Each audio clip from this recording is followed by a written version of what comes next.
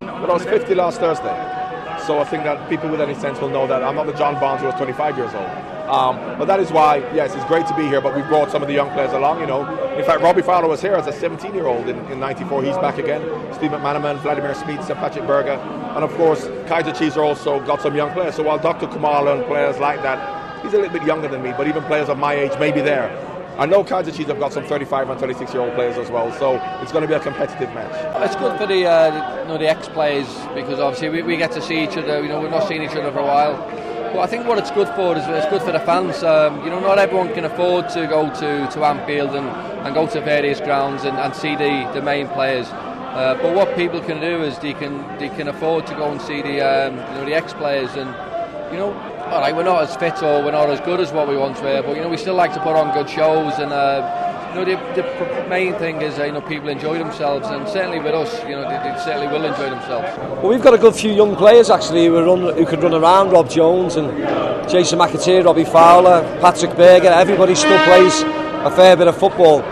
You tell me, how are the Kaizer Chief boys? And I know Lucas Radibi and Sean Barley are fit and well, so I'll wait and see about what they're like. So hopefully we'll put on a good performance. I was lucky enough to play with the Chief at Leeds, so he's a fantastic player, and more importantly, he's a fantastic man. So I'm looking forward to seeing him again. So I've not seen him for years, and you know, I'm looking forward to catching up with him. It's a pleasure to be here.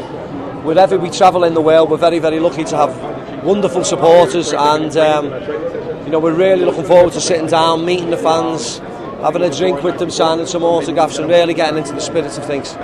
You know, coming into the airport now, you know, we expected no one here, and the noise that these few people make is fantastic. And you know, come game day, it's going to be slightly few more people, so the atmosphere will be good, and that's certainly what we're all looking forward to. Not very. Can you tell? Look, there's a few of us put a little bit of weight on since we stopped playing, but look, we'll enjoy ourselves, and you know, like anything, you know, you do want to win the game, and you know, being an ex-professional, you know, a little bit of pride kicks in, and you do want to win the game, and certainly that's what we're going to try and do. Well, if you look at how strong the league now is, since the World Cup, you can look at and the fact that Orlando Pirates, as much as the Chiefs fans may not be happy around the Champions League final, which once upon a time was really dominated by the North Africans or maybe the West Africans, and it shows that South African football, from a club perspective, the national team is maybe a different issue, but from a club perspective, you can see now that South African football is strong.